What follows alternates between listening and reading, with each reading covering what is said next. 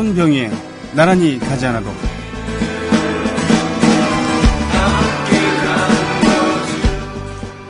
남명 조식 선생은 퇴계 이황과 같이 조선 전기를 대표하는 성리학자였죠. 그분이 1556년 당시 임금이었던 명종이 단성 현감에 벼슬을 내리자 사양하면서 단성서를 올립니다.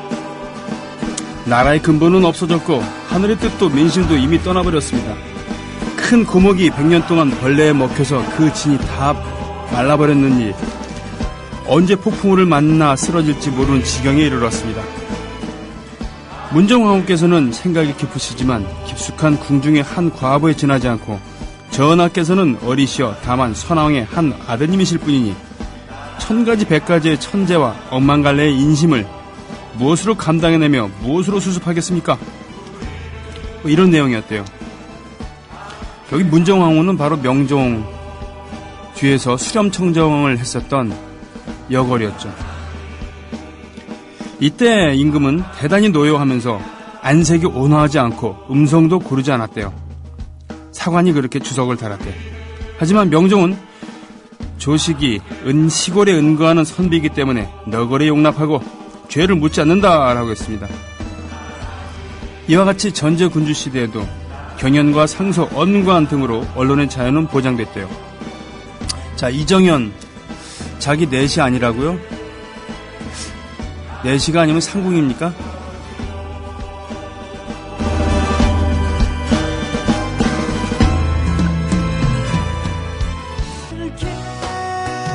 올겨울 사랑하고 계신가요?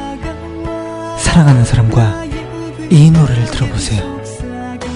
인디 뮤지션 카브가 노래합니다. 천사의 시, 카브의 러브 발라드, 사랑의 시. 각종 음원 사이트에서 CARVE 카브를 검색하세요.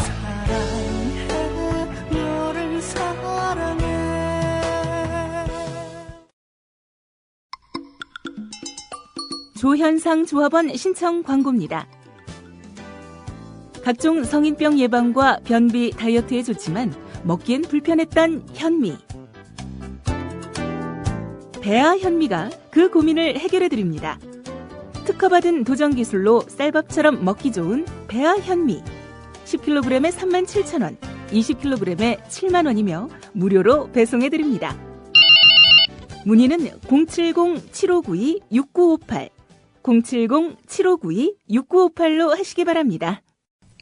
애국 시민 여러분, 해외 동포 여러분, 동네 주민 여러분, 안녕하십니까? 저는 여러분의 조합원 소리지기 노래꾼 손병휘입니다.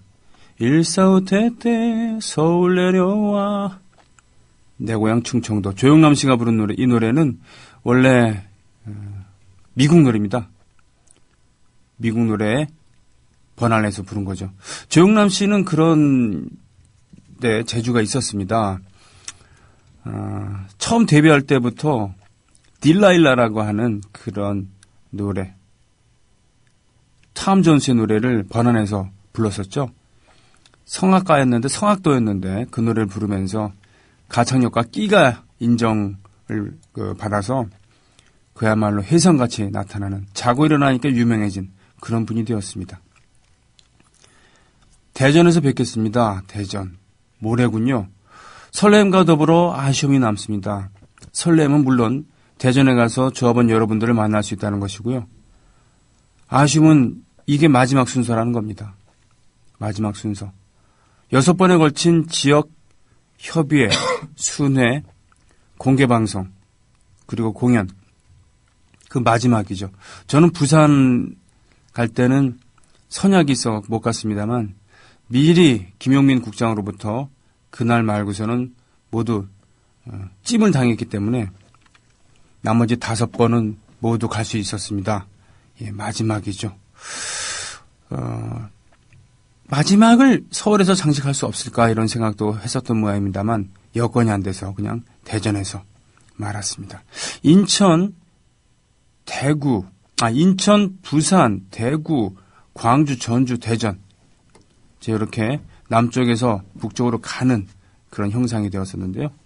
인천에서 시작해서 아쉽게 되었습니다. 예. 제가 방송을 통해서, 다녀와서 항상 그 뒤풀이를 방송을 통해서 했었죠. 월요일마다. 이러이러한 일들이 있었고, 이러이러한 공연이 있었고, 뭐 그랬었다. 네. 그때마다, 갈 때마다 정말 이 조합원 여러분들이 아마추어리즘에 입각한, 그러니까 프로 팀을 섭외하거나 그렇지 않으면서 기획 역시 모두 같이 하시고, 네, 그렇죠? 진행도 그렇고, 심지어 뭐 음향이나 조명 이런 것도 신경을 못 쓰게 되니까 뭐 사무국이랑 협의를 합니다만 역시 아쉬운 부분도 좀 있었다. 하지만 협동조합 정신에 입각해서 잘 치러냈다. 그렇게 됨으로써 그 성과가 남고 사람이 남을 것이다.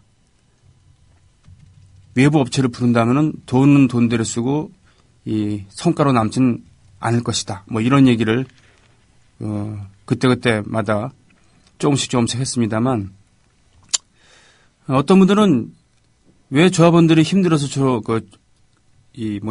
준비했는데 왜 음향 갖고 이렇게 자꾸 투덜거리는지 모르겠다라고 해석하시는 분도 있는 것 같아요. 생각해보니까 그렇습니다. 제가 음향에 대해서 한 번도 얘기를 안 한 적이 없었던 기억이 나네요. 어떻게든 음향에 대해서는 얘기를 했었던 기억이 납니다. 인천이 좋았습니다. 인천에는 엔지니어도 있었고 또 제대로 된 전문 음향도 있었죠. 그러나 다른 곳에서는 조금씩 모두 어그러졌죠. 예, 현재 준비 부족, 저의 준비 부족, 그리고 사무국과의 그런 커뮤니케이션이 잘 원활하지 안 됐기 때문이기도 하고요. 예. 그러나 지금 말씀드릴 것은 그것에 대해서 아쉬움을 표했습니다만 이걸 가지고 투덜거렸다는 표현이라나 뭐 제가 그런 표현을 했던 것 같지는 않습니다. 투덜거렸으면 거렸겠죠. 네, 불만이 있을 수도 있겠습니다. 하지만 이것도 공연의 과정이고요. 그것에 대해서 그 음향에 대한 불만이 제가 참여하는 그런 만족감보다 더 높다고 한다면 저는 참여를 하지 않았겠죠. 그죠? 네, 그리고 갔다 와서도 그런 얘기를 하지 않았겠죠. 예. 그 부분에 대해서는 저의 그 마음을 이게 전달하고 싶어서 이렇게 말씀을 드렸습니다. 오늘 오프닝 멘트로 문정왕후 얘기하고 그랬습니다. 문정왕후는 그야말로 조선시대 대표적인 대비 파워. 그쵸? 예, 대비 파워. 흥선대원군과 대립했었던 조대비라는 분도 계셨고, 있었습니다만, 대비마마 아시죠? 예. 왕의 어머니, 뭐 이런 학렬이 그렇게 되는 수렴첨정이라고 있죠, 수렴. 어린 왕의 뒤에서 발을 내려놓고서는 뒤에서 왕이 성장하기 전까지 정사를 돌봐주는 그런 그 수렴청정은 꼭 대비만 하는 건 아닌데 보통 대비가 많이 하게 되는 그런 형상이 되죠. 그 중에서는 이 명목상의 수렴청정을 하는 분도 계셨지만 그야말로 이 문정왕후 같은 경우는 대단한 분이었죠. 대단한 야심과 정치적인 식견, 배포를 갖고 있어갖고 그야말로 명종임금도 꽤 오랫동안 왕이 올랐었습니다만 실제로 왕으로서 통치를 제대로 한 것은 얼마 안 됐죠. 왜냐하면 이 대비인 문정왕후가 오랜 기간 동안 수렴청정을 했기 때문에. 예. 특히 그때 봉은사의 보우라는 주지, 보우 스님과 더불어서 일설에는 둘이 애인 사이 아니었냐라는 얘기도 있었습니다만 아무튼요. 불교를 크게 중흥시키기도 하고 그랬었습니다. 그리고 많은 비리를 저지르기도 했겠죠. 보우 스님은. 그래서 보우 스님은 문정왕후가 돌아가셨을 때 제주도로 유배가 돼서 당시 제주 목사였던 변협이라는 목사가 분을 이기지 못하고 참수를 해버리고 말았죠. 그렇게 그런 일도 있습니다만 이 문정왕후야말로 이 대비 파워를 상징하는 그런 분이었죠. 꼼짝 못했습니다, 다들. 그런데도 의기가 출중한 그리고 학문이 높은 남명 조식 선생이 상소를 올렸고 그것에 대해서 임금은 관대하게 화답을 한 겁니다. 예. 그런데 말이죠. 이재하 소설가라고 혹시 들어보셨습니까? 나그네는 길에서도 쉬지 않는다. 이런. 또 음악에도 조예가 깊어서 자작곡을 가지고 노래를 만들어서 음반을 녹음하기도 했었던 그런 분입니다. 네, 저와는 전혀 인연은 없습니다만 그런 분이기 때문에 저도 약간은 알게 된 그런 분이죠. 저만 알고 있다는 얘기입니다. 이분이 7순위도 훨씬 넘었습니다. 76인데 만 나이인지 아니면 한국 나이인지 모르겠습니다.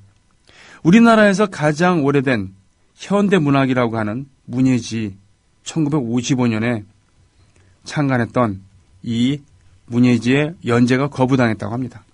소설 연재 거부당했다고요.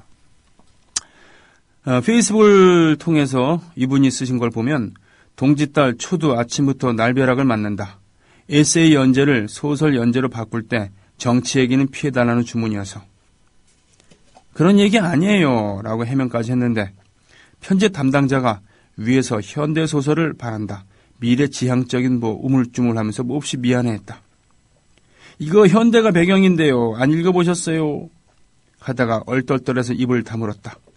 배겸해를 써서 넘긴 유해분 배경에 박정희 유신 그리고 87년 6월 항쟁이라는 시대 배경을 서술하는 단어 2개가 들어갔던 것을 깨달은 것이다.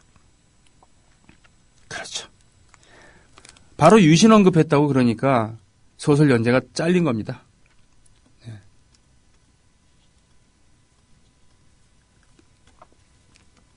참. 지난 9월호에 이 현대문학은 박근혜 대통령의 수필을 찬양한 이태동 서강대 명예교수의 글 바른 것이 지혜이다라는 글을 게재했다는데 내용에는 그의 에세이 대부분은 우리들의 삶의 등불이 되는 아포리즘들이 가득한 어둠 속에서 은은히 빛나는 진주와도 같다. 이런 내용으로 문단의 반발을 사기도 했대요.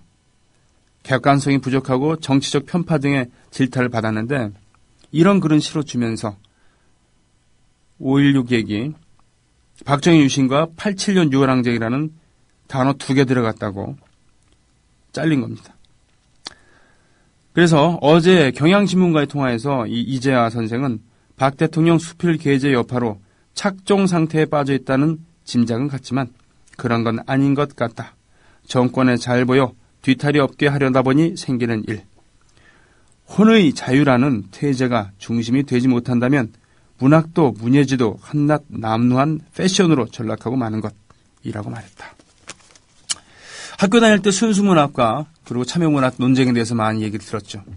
대표적으로 1900 일제시대 때 카프 문학에 대해서 그랬습니다. 카프는 그때 사회참여를 지향했고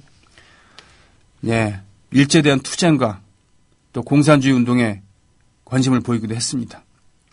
그래서 실제로 이끌었던 분은 김복진이라고 하는 분이었는데 팔봉 김기진의 형이기도 했죠.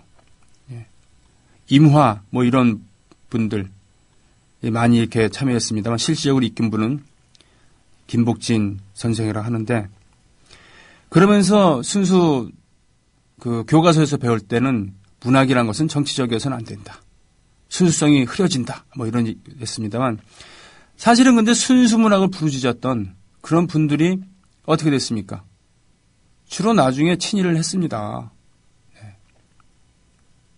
서정주가 그랬어요. 서정주가 대표적으로. 그리고 그 양반은 이승만 때는 이승만에 붙었고 유신 때는 박정희한테 그랬었죠.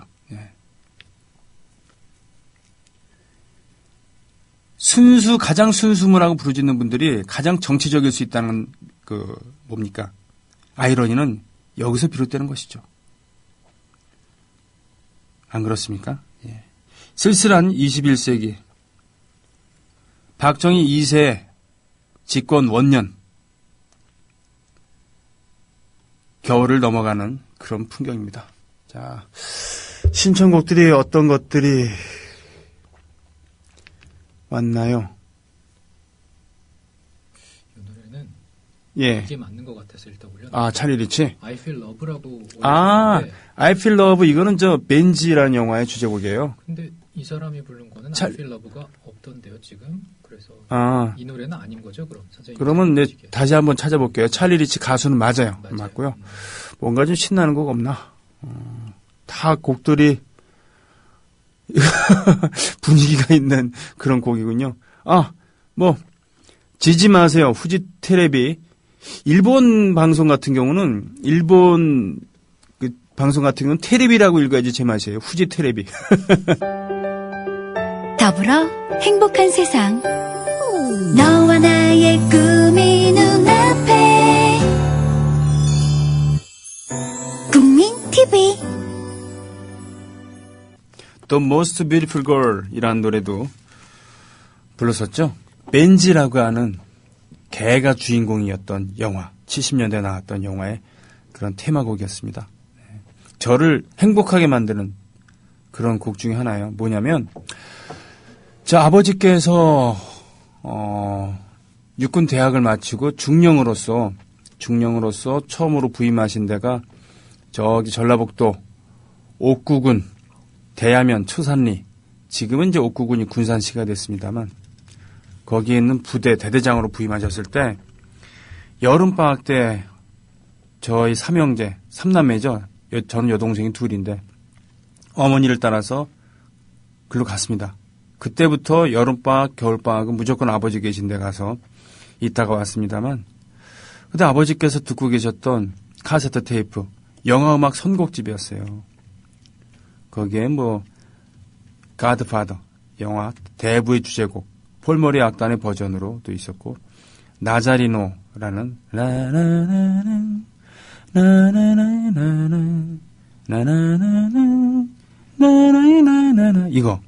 이것도 있었고요. 또 이 벤지도 있었습니다. 리벤저라고 하는 그런, 또 샤레이드라고 하는 그런 곡의 주제곡도 있었고 막 있었는데, 문리버도 있었고 말이죠. 그때 이 노래는 그때 처음 들었는데 이게 뭔지는 몰랐는데 이게 바로 벤지라는 영화의 주제곡이었습니다. 참 영특한 개. 인기가 좋아서 속편까지 나왔었죠. 예, 신청곡으로 들었습니다. 그전에 들으셨던 것은 일본 음악이고요. 음악은 국적을 가리지 않는 거, 이것에 대해서 여러분 다 이해하시죠? 내용도 좋잖아요. 그죠? 가사 전체를 이해하지 못하지만 제목이 좋지 않습니까? 안 그래요?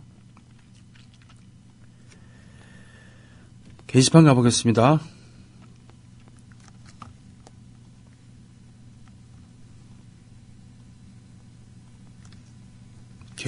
게시판. 야, 빨리 좀 열려라. 아이고, 예. 열렸군요. 나훈아 씨, 그래요. 이 대단한 퍼포머죠? 나훈아 씨. 나훈아 선생.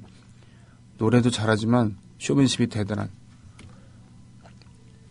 기자회견장 연단에 올라가서 바지를 벗어야지 믿어주겠습니까? 라고 하는 이런 기계. 예. 인천 달봉이님, 오랜만에 생강 출첵한다고 쉬는 날이라서 이렇게. 창밖에 눈이 어저럽게 내리고 있네요. 추운 날엔 따뜻한 방바닥에 뒹굴이 최고인데.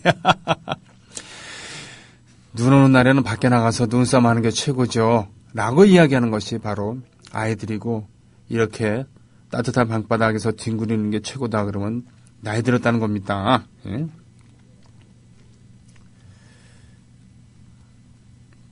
바보님도 출첵하셨습니다. 핑플님, 대통령을 욕하는 것은 민주사회에서 주권을 가진 시민의 당연한 권리입니다. 대통령을 욕함으로써 주권자가 스트레스를 해소할 수 있다면 저는 기쁜 마음으로 들을 수 있습니다. 자, 그래요. 고 노무현 대통령께서 말씀하신 거였죠. 4시 아니고 삼국입니까? 네, 요 저작권은 사실은 진중권 선생한테 있습니다. 이정현 씨가 울먹이면서 저 4시 아니에요. 예. 그건 생물학적인 얘기가 아니라, 생물학적으로 얘기하는 게 아니라 정치적인 다른 측면으로 얘기한 거다. 그러면은 생물학적으로 얘기해 보면은 그럼 4시간이면 삼국입니까? 라고 이야기한 그 연장선상에서 제가 말씀드렸죠. 중령 공시생님, 오달구조님, 유로파님, 소녀님이 신청곡 들었죠? 마케나의 때 지지 말아요. 네, 짜드. 일본에서 꽤 유명한. 서태우님, 스누피님, 왕싸가지님께서 올려주신 이 만평, 종파분자 끌어내, 종북분자 대선불복 끌어내. 네. 서로의 카운터 파트너들이 이렇게 김일성 3세와 박정희 2세가 이렇게 공존하고 있는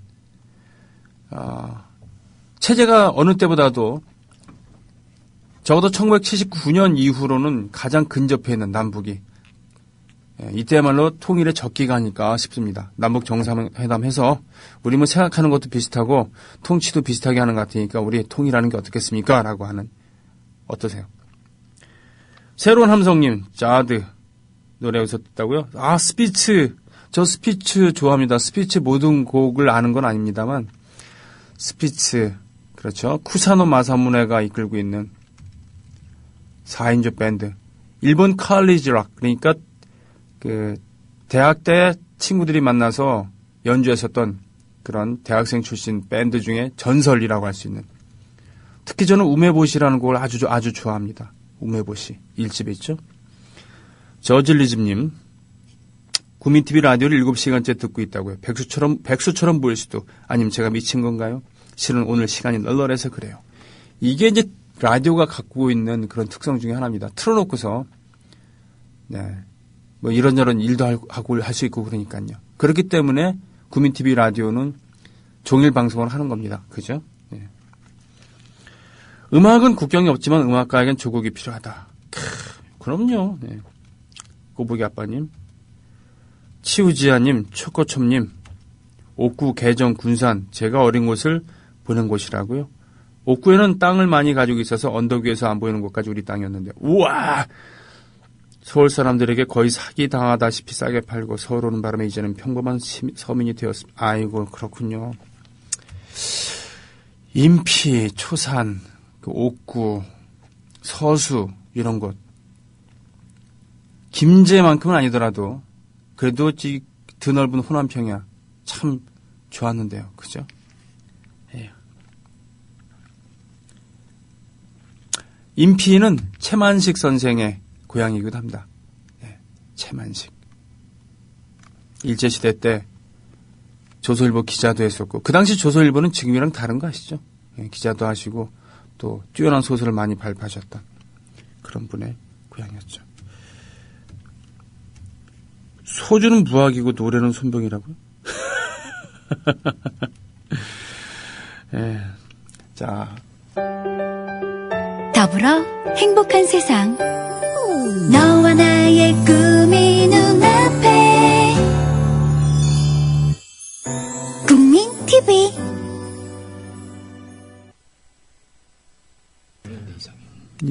그거 아시죠? 아날로그로 작동하는 기계들은 사고가 나더라도 자잘한 사고들입니다. 부품을 갈아주거나 그러면 금방 해결할 수 있죠. 그러나 디지털은 아니에요. 지금 음악을 다른 걸 걸어놨었는데 웬일인지 말을 안 듣습니다. 그렇잖아요. 컴퓨터 정말 편리하지만 전원 나가버리면 끝이죠. 그리고 교통수단도 마찬가지입니다. 걸어다니는 사람은 사고가 나면 자기 혼자 다치지만 비행기는 가장 편리하면서도 사고가 나면 그야말로 대형 사고죠. 예, 다음 곡으로 자연스럽게 넘어가려고 그랬는데 그게 잘 안 됐는데 아직도 안 돼요? 야, 이게 왜 이러냐 정말. 예. 다이어 스트레이츠, 마크 노플러. 어때 기타 소리 어땠습니까? 좀 섬세한 느낌 좀 받으셨어요? 네, 손톱으로 연주하는. 손톱을 보험에 들었다. 손톱 갖고 보험에 들었다라는 그런 얘기도 있습니다만 사실이겠죠? 예. 그럴만해요 정말 이런 분들은. 저희 같은 사람은 손톱은 습도, 온도와 습도에 특히 민감한데 왜냐하면 여름은 괜찮아요. 장마철에도 괜찮은데 이 가을 되면 긴장하기 시작합니다. 겨울 되면 정말 죽음이죠. 그래서 평소에 관리하려고 애를 쓰는데 그래서 손톱 강화제를 바른다거나 그렇죠? 뭐 하는데 특히 이제 좀 그렇잖아요. 연말에 이제 송년회 같은 거 하다 보면은 관리 좀 소홀할 수 있어요. 술 먹고 이렇게. 그러면 이제 뭐 손톱도 깨지는 경우들이 좀 있어요. 예, 참 난감하죠. 그래서 겨울에는 좀 조심하면서 지내야 됩니다. 그런데 마크 노플러 선생은 어떻게 하는지 모르겠어요. 송년회도 안 하나. 예.